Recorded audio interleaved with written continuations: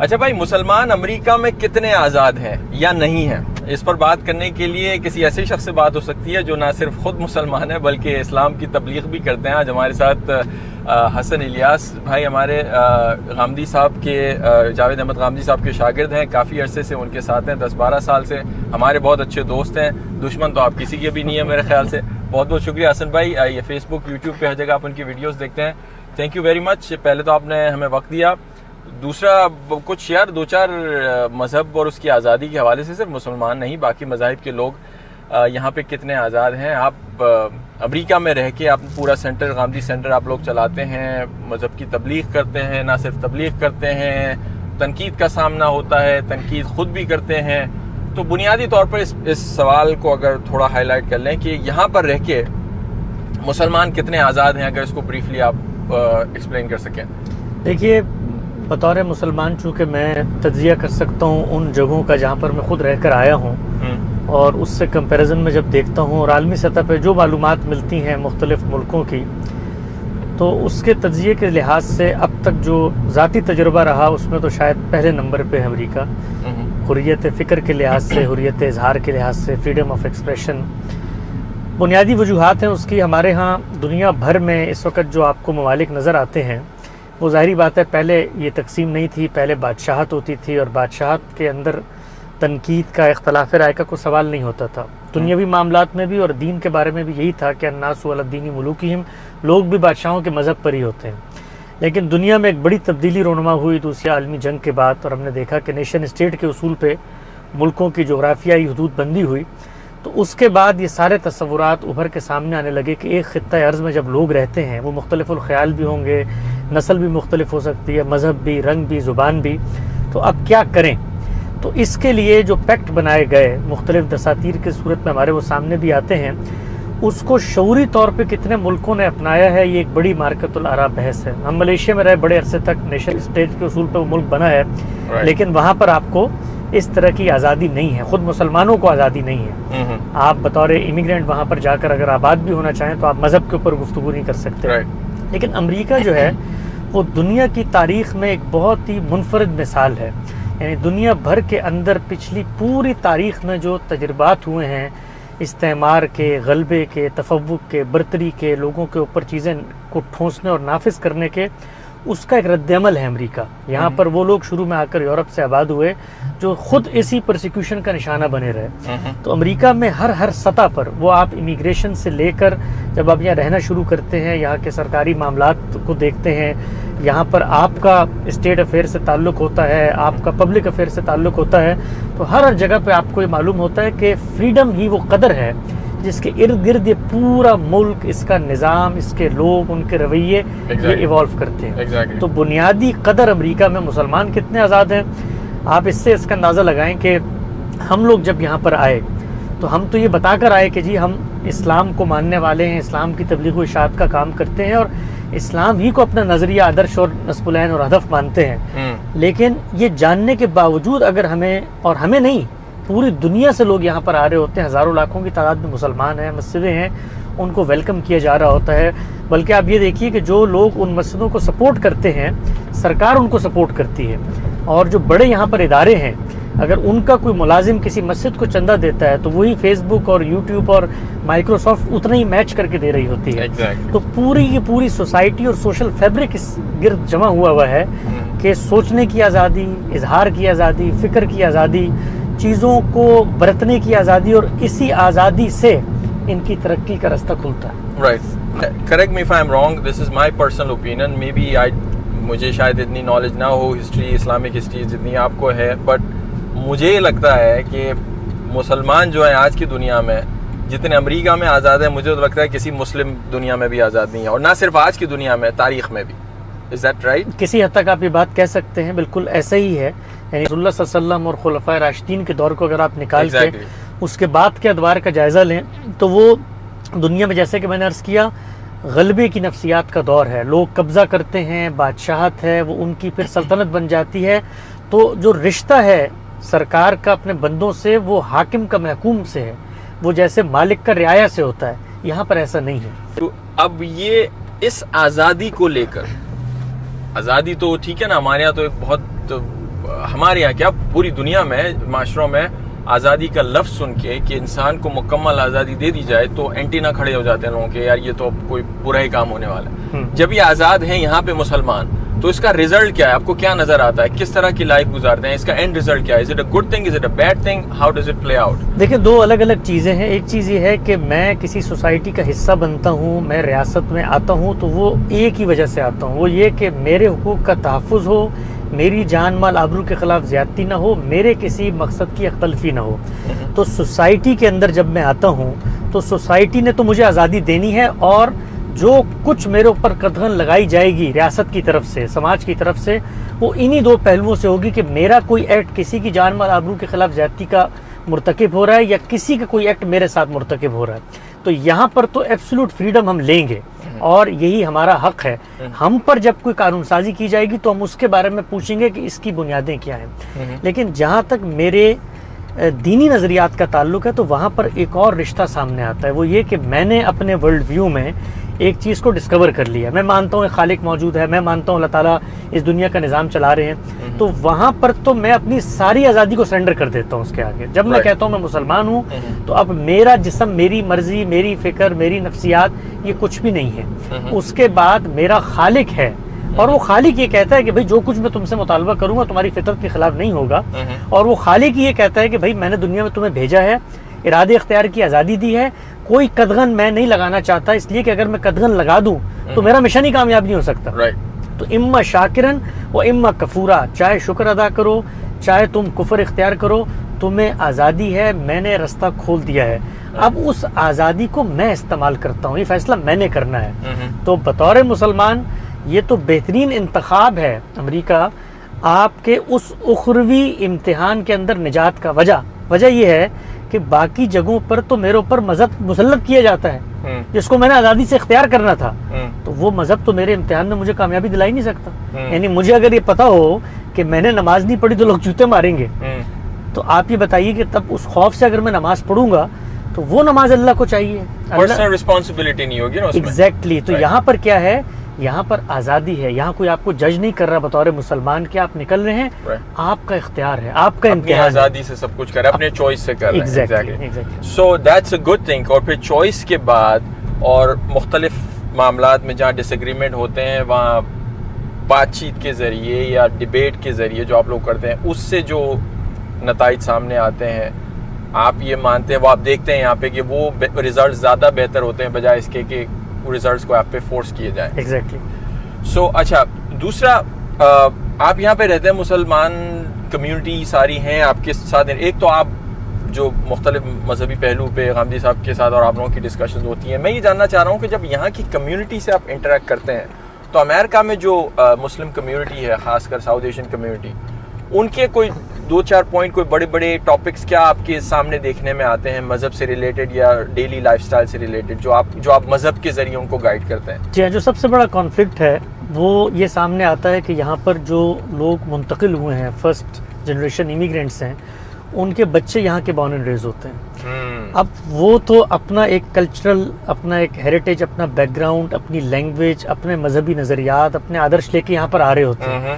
لیکن بچہ یہاں پیدا ہوا ہے، یہاں کے ملک کو اپنا ملک سمجھتا ہے، یہاں کے لوگوں سے اس کی دوستی ہے، غیر مسلموں کے ساتھ انٹریکشن ہے. تو جو پہلا کرائسس فیس کرنا پڑتا ہے وہ یہ ہے کہ بھائی اب اس کو ہم نے کیسے اپنے اسی کلچرل بیک گراؤنڈ کے اندر مسلمان رکھنا ہے، اس سے نہ دور ہو جائے، اس سے نہ دور ہو جائے. اور بہت بڑی تعداد ہے یہاں پر اس طرح بچوں کی جو پھر آئیڈینٹی کرائسس میں جیتے ہیں. یعنی والدین ان کو کپڑے پہنا رہے ہوتے ہیں جمعے پہ لے جانے کے لیے، شلوار قمیض، اور وہ شلوار جب وہ پہنتے ہیں تو ان کو اندازہ ہو جاتا ہے کہ جیسے شلوار پہن کے وہ چل رہے ہوتے ہیں ایسے ہی وہ ابا اماں کے نظریات کو لے کر بھی چل رہے ہوتے ہیں. تو یہ بہت بڑا کرائسس ہے یہاں پر. اور یہ کرائسس کو حل کرنے کے لیے ہم لوگوں نے، غامدی صاحب نے بڑا کام کیا ہے اس پہ. آپ یہ دیکھیے، یہ کرائسس مسلمانوں کو تو پیش آ رہا ہے، پاکستانیوں کو پیش آ رہا ہے، لیکن سکھوں کو یہ کرائسس پیش نہیں آ رہا.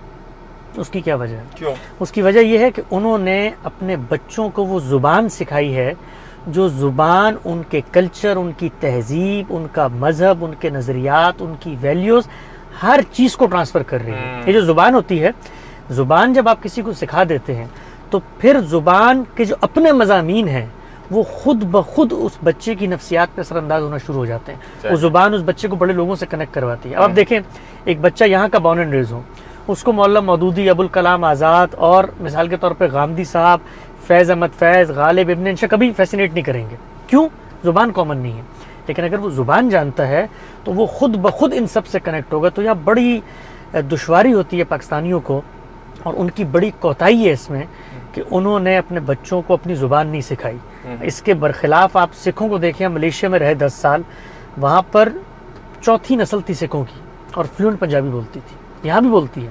جیسے ہی آپ پنجابی بولتے ہیں تو گویا آپ اپنے مذہب سے بھی کنیکٹ ہو گئے ہیں اور آپ اپنی ہیریٹیج سے بھی کنیکٹ ہو گئے. تو آپ کا مذہبی پرسپیکٹو کے حوالے سے آپ کا اب تک کا یہاں ایکسپیرینس یہ ہے, جو ماں باپ اپنے بچوں کو یہاں ریس کر رہے ہیں, آپ کی نظر میں یہ وہ ہے کہ ان سے ان کی زبان اب ان کے اندر رکھیں, ان کو نہ جانے دیں. اگر انہوں نے اپنی اگلی نسلوں کو دین پر قائم رکھنا ہے تو اس کا ایک ہی ذریعہ ہے, وہ یہ کہ دین کی زبانیں ان کو سکھائیں. اور 3 زبانیں ہیں دین کی, اردو, فارسی اور عربی.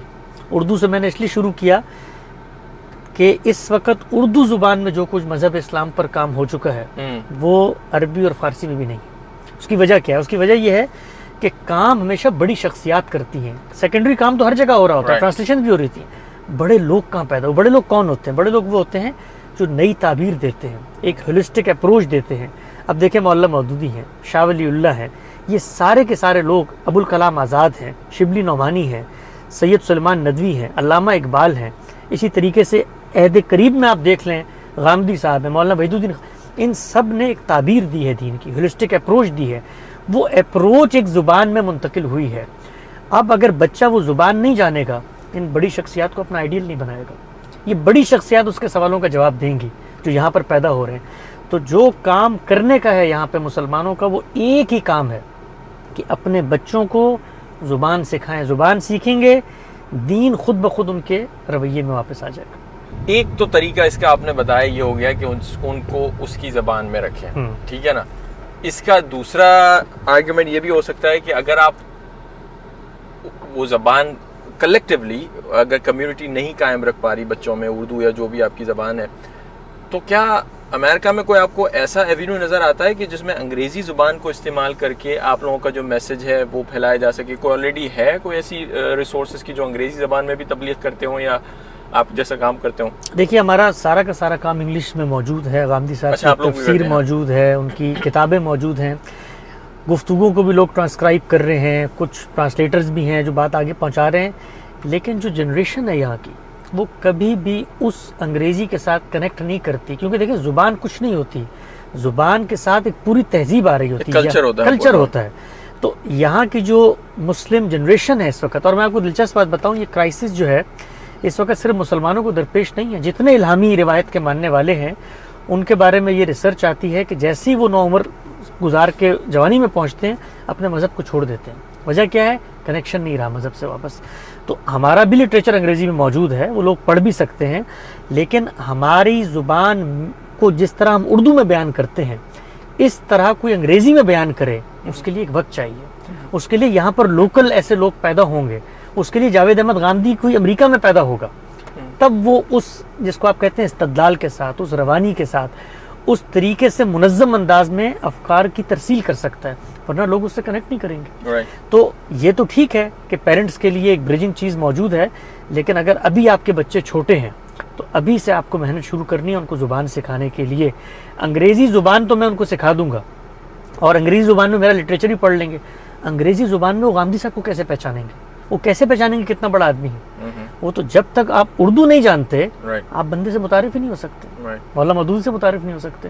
تو یہ چیز بظاہر بڑی مشکل لگتی ہے لوگوں کو, لیکن یہی حقیقت ہے کہ اگر زبان آئے گی تو مذہب آئے گا, ورنہ نہیں آئے گا. اچھا, اور بیک ٹو جو ہم فریڈم کے حوالے سے بات کر رہے تھے, امریکہ میں مسلمانوں, امریکہ میں اوور آل جو آزادی ہے اور جو مسلمانوں کی ہے, کبھی کوئی ایسے ایشوز ہیں آپ کی نظر میں جس سے مسلمان اپنے آپ کو امریکہ کے ساتھ کانفلکٹ میں پاتے ہوں؟ یعنی کوئی ایسے مسئلے ہیں مسلمانوں کے یہاں پہ جن کو ایسا لگتا ہے کہ یار یہ امریکہ میں یہ چیز کرنی مشکل ہے بیکاز یہاں پہ ہم اپنے آپ کو آزاد نہیں سمجھتے یا بہت زیادہ آزادی ہے اور ہمارا مذہب خطرے میں پڑ گیا؟ جی, 2 چیزیں ہیں. دیکھیے ہمارے مذہب میں بھی اور ہماری تہذیب میں حفظ فروج کا جو تصور ہے، یعنی آپ نے اپنے پرائیویٹ باڈی پارٹس کو جس طریقے سے سنبھالنا ہے، ان کی حفاظت کرنی ہے، ان کو ڈھانپ کے رکھنا ہے، ہم یہ جانتے ہیں کہ مغربی تمدن میں وہ حساسیت اب اس طرح باقی نہیں رہی.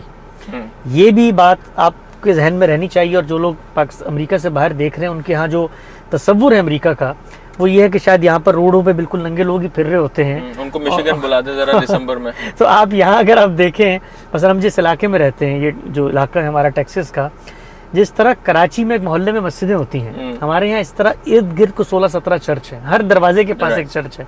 اور میں نے کبھی، سچی بات ہے، اس طریقے کی عریانی جو ہمارے عام طور پہ ایک تصور قائم ہوتا ہے مغرب کا، شاید وہ یورپ میں زیادہ ہو، امریکہ میں کسی حد تک نہیں دیکھی. ہم کنزرویٹو اسٹیٹس میں بھی رہتے ہیں، لیکن بالعموم یہ بات ٹھیک ہے کہ یہاں پر ایک مسلمانوں کو اپنے بچوں کے حوالے سے یہ تشویش رہتی ہے کہ سوسائٹی اس طرح حساس نہیں ہے.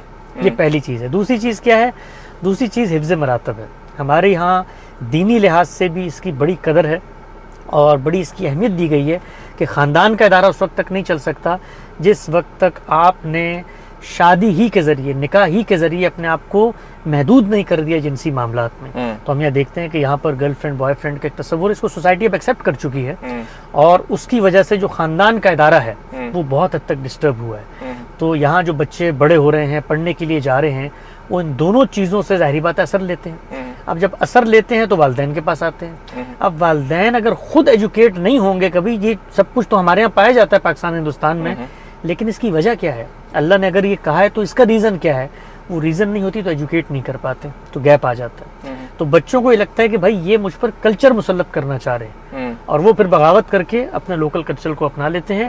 ہونا کیا چاہیے؟ ہونا یہ چاہیے کہ پیرنٹس سب سے پہلے ایجوکیٹ ہو کہ یار یہ جو دونوں کانفلکٹس اس سوسائٹی میں موجود ہیں، ہماری ریزننگ کیا ہے، اس پر پھر ہم ڈائلاگ کریں بچوں سے، ان کو سمجھائیں، اور ڈائلاگ کریں سیکولر بیسس پہ، کیونکہ یہ دونوں چیزیں ایسی ہیں کہ دین نے تو اس کی ہدایت دی ہے لیکن ہے سوسائٹی کے لیے. نہیں تو آپ فرض کریں نا، آپ کے بچے کے ساتھ اگر آپ کی کانفلکٹ ہوتی ہے، اس کو وہ پسند آتی ہے اس ٹائپ کی ڈریسنگ، یا اس کو اس قسم کے ریلیشن شپ پسند آتے ہیں، تو آپ کے اس کے ساتھ کیا ریزننگ ہوگی؟ میں اس کو پورا پیکج دوں گا. سب سے پہلے میں شروع کروں گا اس سے کہ مجھے یہ بتاؤ کہ تم ایک خالق کو مانتے ہو؟ کیا تمہارے ذہن میں اس چیز کی توجیہ ہے کہ کائنات بنائی گئی ہے یا آپ سے آپ بنی ہے؟ اس پر گفتگو ہوگی.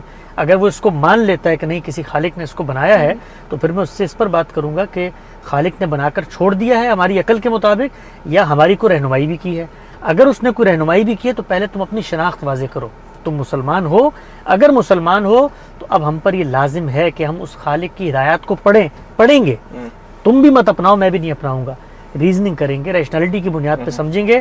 تو جب ہم خالق کی باتیں پڑھ کے اس کو بتاتے ہیں تو ہم یہی کہتے ہیں کہ فطرت کا تقاضا بھی یہی ہے کہ آپ کے جنسی اعضاء کو چھپنا چاہیے، اور حیا کا یہ جذبہ یہ بڑھتا ہے. جب یہ بڑھتا ہے تو اسی سے خاندان کا ادارہ وجود پذیر ہوتا ہے. جب خاندان بنتا ہے تو بچے کی نگرانی کے لیے اللہ دو لوگوں کو مقرر کر دیتا ہے. یہ بچہ ہے جس کی وجہ سے سب کچھ ہو رہا ہے پیچھے. تمہاری وجہ سے میں یہ کہہ رہا ہوں کہ اس طرح کے کپڑے نہ پہنو. یہ کپڑے نہیں پہنو گے، حیا کا جذبہ پیدا ہوگا. یہ پیدا ہوگا تو پھر یہ صرف وہاں کھلے گا جہاں پر تمہاری نکاح کا جائز تعلق پیدا ہوگا. تو یہ پوری کی پوری اپروچ ہے جو اس کو سمجھائی جائے گی. اس میں ہزاروں سوالات اس کے ذہن میں پیدا ہو سکتے ہیں، اس کا جواب دیا جائے گا. اور یہ سوالات جو یہاں کے پیرنٹس فیس کرتے ہیں یا روزانہ کی تعداد میں فیس کرتے ہیں یہاں کے پیرنٹس. اور جو دوسرا سب سے بڑا مسئلہ میں آپ کو بتاؤں، روزانہ فون کالز آتی ہیں، بات ہوتی ہے، وہ یہ کہ بچے کہتے ہیں کہ جی ہم شادی کرنا چاہ رہے ہیں غیر مسلم سے. آپ نے بھی سنا ہوگا. اچھا، پیرنٹس فون کرتے بھی ہیں. پیرنٹس فون کرتے ہیں تو فون کر کے وہ پوچھتے ہیں. تو میں سب سے پہلے پیرنٹس سے ایک بات پوچھتا ہوں، آپ کو کیا پرابلم، تاکہ مجھے پتہ تو چلے آپ کا کنسرن کیوں پیدا ہوا. تو آپ کو حیرت ہوگی یہ بات جان کے کہ 90% لوگ یہ نہیں کہتے اللہ میاں ناراض ہوں گے، دین کی خلاف ورزی ہو رہی ہے. وہ کہتے ہیں کہ یار لوگ کیا کہیں. اچھا، دوسرا یہ کہ اگر شادی کر دی تو یہ جو دیسی کمیونٹی ہے، ہمارے گھر پہ تو کوئی بچی نہیں لے کر آئے گا. وہ کہے گا ان کی بچی نے تو گوروں سے شادی کر لی تھی، تو اب تو ہماری بچیاں بھی پر تولیں گی گوروں سے شادی کے لیے. Social pressure.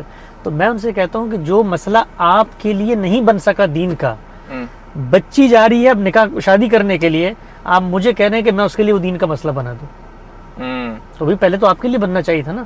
تو پھر جب اچھا بچی سے جب ہم بات کرتے ہیں، ان سے پہلا سوال میں کرتا ہوں، اللہ کے بارے میں کیا تصور ہے آپ کا، یا مسلمان آپ ہیں تو کیوں ہیں؟ کہتی ہے میں تو مطلب مسلمان ہوں اس لیے کہ پیرنٹس مسلمان تھے، باقی میرا ایک مسلم بوائے فرینڈ بھی تھا، اس سے بہتر لگتا ہے مجھے یہ جو کرسچن ہے. تو ان کا مسئلہ بھی یہ نہیں ہوتا. تو اب شادی جو ہے وہ ایک ہی دین کے ماننے والوں کے درمیان ہوگی. اس کے لیے پہلے کچھ پری ریکوزٹس ہیں, کچھ ڈرائیورز ہیں جو انسٹال کرنے ہیں ہم نے, اور وہ یہ ہے کہ بھائی اللہ کو اگر میں مانتا ہوں تو پھر شرک میرے لیے ایک پرابلم بنتا ہے, اور وہ ایول ہے, وہ جھوٹ ہے. میں یہ کیسے کر سکتا ہوں کہ میں اپنی بیٹی کی شادی کسی رشوت لینے والے سے کر دوں, کسی ڈرگ ایڈکٹ سے کر دوں, کسی چور ڈاکو سے کر دوں؟ نہیں کروں گا نا, کیونکہ میرے لیے چوری, رشوت یہ سوشل ایولز ہیں. لیکن شرک میرے لیے سوشل ایول نہیں ہے, حالانکہ شرک بھی جھوٹ ہے, شرک کوئی دینی تصور نہیں ہے. تو پھر ہم بچی کو بتاتے ہیں, میں کہتا ہوں آپ کے بارے میں اگر کوئی جھوٹ بولے اور آپ کا یہ بوائے فرینڈ ہی آپ کے بارے میں جھوٹ بولے تو کیا تب بھی آپ اس سے شادی کریں گے؟ نہیں کریں گے.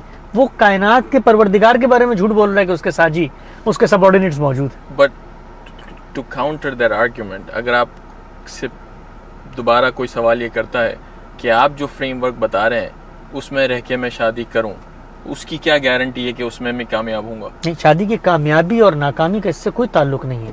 شادی ہو سکتا ہے کسی اہل کتاب سے کر کے بہت کامیاب ہو جائے, اور کسی مسلمان سے کر کے بالکل ناکام ہو جائے, روز طلاقیں ہو جائیں. ابھی طلاقیں آپ کو سامنے جو شرح پاکستان میں ہسٹری میں سب سے زیادہ طلاق کی شرح سامنے آئی, سارے مسلمان ہیں. اس کا کامیابی ناکامی سے کوئی تعلق نہیں. اس کا تعلق اس سے ہے کہ جو پہلا فیصلہ میں کرنے جا رہا ہوں اس میں جو بنیادی سوال ہے کہ وہ بندہ اپنی جگہ پر ورلڈ ویو کیسے رکھتا ہے پروردگار کے بارے میں, یہ پہلا سوال ہے. اس کے بعد میں 10,000 اور چیزیں بھی دیکھوں گا, بیہیویئر بھی دیکھوں گا, اس کی اکانومی بھی دیکھوں گا, اس کی ڈگری بھی دیکھوں گا, سب چیزیں دیکھوں گا. تو کامیابی ناکامی سے اس کا کوئی تعلق نہیں. اس کا تعلق میری حساسیت سے ہے. کیا میں اس بات کو قبول کرنے کے لیے آمادہ ہوں؟ وہ تو عین ممکن ہے کسی ڈرگ لارڈ سے میں شادی کروں, بہت کامیاب ہو جائے, لیکن میرے لیے یہ پرابلم ہے کہ ڈرگس کا کام کرنا سوسائٹی کے لیے مہلک ہے. تو کہنے کا آپ کا مطلب یہ ہے, correct me if I am wrong, کہ پہلے آپ کو یہ معلوم کرنا ہے کہ ان پرنسپل جو ماں باپ ہیں یا بچے ہیں, اگر وہ شادی یا ڈریسنگ ایسی کرتے ہیں بنیادی طور پر اس کو برا مانتے ہیں یا نہیں. پہلے تو آپ کو یہ ان سے وہ کرنا ہے, کیونکہ وہ کانفلکٹ کا شکار نہ ہو کہ ایک طرف تو آپ برا بھی مانتے ہو اور پھر وہی کر رہے ہو. لیکن ٹو گو along آپ کی لاجک سے, اگر اس کو وہ سرے سے برا ہی نہیں مانتے تو پھر تو صحیح ہے, کوئی مسئلہ نہیں ہے. پھر تو مسئلہ ہی نہیں ہے. پھر وہ آپ کیوں آتے ہیں ہمارے پاس؟ صرف اس لیے آتے ہیں کہ اس موقع پہ دوسروں کی ٹینشن ہوتی ہے. ایگزیکٹلی. تو میں ان کو پھر ایک ہی بات کرتا ہوں کہ اس موقع پہ آپ عشق کے مقابلے میں دین کو لے کے آ رہے ہیں. دین مجروح ہوگا, عشق جیت جائے گا. اور یہی ہوتا ہے, 90% لوگ اسی طرح کرتے ہیں. شادیاں ہو جاتی ہیں, اور ایک نصیحت جو ہم ان کو کرتے ہیں وہ یہ کہ اس سب کے باوجود بچوں سے رشتہ نہ توڑیں, تعلق نہ کاٹیں. سوسائٹی کے لیے آپ اون کریں ان کو. خلاف ورزی کی ہے نا اس نے, بھائی خلاف ورزی. اچھا, میں ہمیشہ یہ پوچھتا ہوں جب یہ لوگ آتے ہیں پیرنٹس کہ بھائی ہماری بچی وہاں نکاح کر رہی ہے, میں کہتا ہوں آپ کا نماز کے بارے میں کیا تصور ہے؟ نماز تو کبھی پڑھی نہیں زندگی. تو میں نے کہا بھائی نماز نہ پڑھنا بھی اسی طرح کا ایک انحراف ہے جس طرح بیٹی کا غیر مسلم میں شادی کرنا ہے. اس پہ آپ کو تکلیف نہیں ہوتی. اس پہ آپ کو تکلیف نہیں ہوتی. تو پورا کا پورا پیکج ہے دین کا. یہاں پر جو لوگ آتے ہیں ان کو جو اصل چیز سمجھنے کی ہے وہ یہ کہ یہ ایک نئی جگہ ہے, یہاں پر ان کی روٹس بننے میں وقت لگے گا. آپ نے محنت کرنی ہے یہاں پہ اپنی نسلوں کے لیے. آپ محنت نہیں کریں گے تو دوسری طرف سے تو محنت ہو رہی ہے آلریڈی نا. نظام تعلیم بھی ان کا ہے, زبان بھی ان کی ہے, بڑی شخصیات بھی ان کی ہیں, اور سوشل انوائرمنٹ بھی ان کی ہے. تو یہ ایک بڑا چیلنج آتا ہے. اچھا, بچوں کے لحاظ سے کیا چیلنج آتا ہے؟ بچوں کو والدین ہمیشہ سے بتا رہے ہوتے ہیں, وہی پورا مذہبی بیک گراؤنڈ ہوتا ہے, پاکستان میں مسجدوں میں پڑھ رہے ہیں, کافروں کے ملک میں ہجرت نہیں ہو سکتی, اسی طریقے سے غیر مسلم تمہارے کبھی دوست نہیں ہو سکتے. اب بچہ یہاں پہ آتا ہے, وہ کہتا ہے اتنے سویٹ, اتنے کام, ٹافیز بھی کھلاتے ہیں اور ٹریٹس بھی دیتے ہیں, دوست تو مسلمان بھی نہیں ہوتے, اتنے اچھے تو مسلمان بھی دوست نہیں ہوتے میرے. ابو کہتے ہیں جہنم میں جائے گا. اچھا, ابو سے آگے پوچھتے ہیں کیا ہے, کوئی جواب نہیں, اس لیے کہ اپنے آپ کو آپ نے ایجوکیٹ ہی نہیں کیا. وہ جو سافٹ ویئر پہلی دفعہ پاکستان میں ڈلا تھا کراچی کے رنچوڑ لائن میں, اس کے بعد وہ اپڈیٹ نہیں ہوا. تو اب سب سے پہلی ضرورت پیرنٹس کی یہاں پہ ہوتی ہے کہ خود ایجوکیٹ ہو. خود ایجوکیٹ ہوں گے تو بچوں کو جواب دینے کے قابل ہوں گے. اچھا, یہ خود یہ اگین یہاں پہ جو کمیونٹی ہے, بچوں کو اپنے کلچر فریم ورک میں رکھنے کے لیے, مذہب سے اٹیچ رکھنے کے لیے سب سے آسان ان کا ایک شارٹ طریقہ یہ ہے کہ اس کو کسی مسجد کے ساتھ اٹیچ کر دو یا کسی کمیونٹی سینٹر میں, اسلامک کمیونٹی سینٹر میں بھیج دو. تو کیا یہ کافی ہے؟ مطلب یہ کرنے سے بچہ سنبھل جائے گا؟ میرے لحاظ سے تو یہ کرنے سے بچہ نہ صرف یہ کہ سنبھلے گا نہیں بلکہ شاید اور بگڑ جائے. اچھا, اس کی وجہ کیا ہے؟ اس کی وجہ یہ ہے کہ آپ اپنی محنت سے وہ ہو جاتے ہیں کہ خود کچھ نہیں کرنا. آپ نے اس کو سوسائٹی کے اندر ایک جزیرہ بنا کے وہاں پہ رکھ دیا. تو وہ مثلاً اسلامک اسکول چلا گیا, 6 سال اس نے پڑھ لیا, 8 سال پڑھ لیا, اس کے بعد اس نے آنا تو باہر ہی ہے نا, یہیں کا ہائی اسکول ہے, یہیں کی یونیورسٹیز ہیں, یہیں کی کمیونٹی ہے. تو آپ کو جو کام کرنا تھا وہ کام تو یہ کرنا تھا کہ اس سوسائٹی میں رہ کر وہ کیسے ایجوکیٹ ہو. آپ نے اس کو وہاں سے نکال دیا, اسیمیلیٹ نہیں ہونے دیا. آپ وہاں رہتے, آپ کو پتہ چلتا وہاں کی کیا پرابلم ہے, اور کل آپ نے پھر وہاں پہ جانا ہے. تو آپ ایلین بن کے سوسائٹی میں نہیں جی سکتے, سوسائٹی کا حصہ بنے. اور پھر میں آپ کو ایک اور بات بتاؤں, یہی شکوہ پھر یہاں کے لوگ بھی کرتے ہیں, یار ہم آپ کو امیگریشن دیتے ہیں, آپ کو اس ملک میں لے کر آتے ہیں, اس کو اپنا ملک سمجھو, اس کے نظام تعلیم کو اپنا نظام تعلیم سمجھو, کبھی اس کے لیے بھی مسجدوں میں دعائیں کیا کرو, خالی بینیفٹس مت لو. تو سوسائٹی کا حصہ نہیں بنتے. آپ نہ لوکل پالیٹکس میں آئیں گے, آپ اپنے خاص دائرے میں رہ رہے ہوتے ہیں. تو کرنا کیا ہے, مسجد جوڑتی ہے, مسجد ہماری تہذیب ہے, ہماری شناخت ہے, ہم نماز بھی پڑھیں گے, لیکن اصل چیز یہ ہے کہ اس کو ایجوکیٹ کریں. آپ ایجوکیٹ کیسے کریں کہ جو سوالات ہیں اس وقت, بڑے سوالات مذہب کے بارے میں, اس کا جواب آپ کو آنا چاہیے. آپ کو آئے گا تو آپ کے بچے کو آنا چاہیے. مثلا سب سے بڑا سوال یہی ہے کہ بھائی جنت میں کون جائے گا, کہ یہ لوگ جنت میں جائیں گے کہ نہیں جائیں گے. ہر بچہ پوچھتا ہے, وہ آ کے روز اپنے والدین سے پوچھتا ہے کہ یہ اتنے اچھے لوگ ہیں, کیوں جہنم میں جائیں گے. تو اب پیرنٹس کو اگر اس کا سوال کا جواب نہیں آتا تو اسلامی اسکول میں آپ بند کر کے اس کو سکھا دیں کہ جنت میں صرف ہم ہی جائیں گے, کوئی مسئلے کی بات نہیں, تو اس سے مسئلہ حل ہوگا. تو میں نے یہ یہاں بڑی تعداد میں دیکھا ہے کہ جو بچے وہاں پر رہ کے باہر نکلتے ہیں وہ پھر اس چیلنج کا مقابلہ ہی نہیں کر سکتے, اور پھر ان کو یہ لگتا ہے کہ یار جو جوابات تھے وہ تو ہم وہاں لے چکے ہیں, وہ تو مقابلہ ہی نہیں کرتے ان سارے سوالوں کا. تو پھر وہ مذہب سے شعوری طور پہ متنفر ہو جاتے ہیں. تو کسی بھی اسکول میں ان کو پڑھائیں, اصل چیز یہ ہے یہ بنیادی سوالوں کے جواب دیں. غیر مسلموں کے ساتھ ہمارا کیا تعلق ہوگا, غیر مسلم حکومتوں کے ساتھ ہمارا کیا تعلق ہوگا, ہم مسلمان ہیں تو ہماری کیا سیاسی ذمہ داریاں یہاں رہ کے پوری کرنے کے لیے. اب آپ دیکھیے یہاں پر جو لاز ہیں, ہم ان لاز کے بارے میں اتنے تضادات کا شکار ہیں کہ یہ دینی لحاظ سے جائز ہیں, دینی لحاظ سے ناجائز ہیں, طلاق اس قانون کے مطابق کرنی ہے, اپنے قانون. تو یہ سارے موضوعات ایجوکیشن کے موضوعات ہیں. تو ہم نے یہی کوشش کی یہاں پر جو سینٹر بنایا کہ یہاں کے مسلمانوں کو بتایا جائے کہ جی ایجوکیٹ یور سیلف, اور ڈائیلاگ کریں بچوں کے ساتھ. یہ پاکستان نہیں ہے, اور اب پاکستان میں بھی میں آپ کو بتاؤں یہ ممکن نہیں ہے, کہیں بھی ممکن نہیں ہے کہ آپ اپنی رائے ٹھونس دیں ان کے اوپر یا ان کو زبردستی کوئی بات پر لے جائیں. یہ ناممکن ہو چکا ہے. چلیں جی حسن بھائی, بہت بہت شکریہ یار, آپ نے ہمیں وقت دیا. It's been great talking with you. بہت شکریہ جی, اور اللہ تعالیٰ آپ کے پیغام کو آگے پہنچائے. بہت انسپریشن لیتے ہیں لوگ آپ کی ویڈیوز سے, میں خود بھی دیکھتا ہوں, اور بہت اچھا فیڈ بیک ہے اس کا, اور ہماری دعائیں آپ کے ساتھ. تھینک یو سر, تعریف آپ نے کی, بہت بہت شکریہ. بڑا it means a lot to me. چیک انشاءاللہ آپ کو پہنچ جائے گا تھوڑے دنوں میں. نہیں, بہت بہت شکریہ. حسن بھائی ہمارے بہت اچھے دوست ہیں. He also does a lot of work on his YouTube اور فیس بک چینلز, ان کو پلیز آپ بھی فالو کیجیے. غامدی صاحب کے ساتھ تو ہوتے ہی ہیں وہ. پھر ملتے ہیں ایک اور ویڈیو کے ساتھ. That's it, see you next time.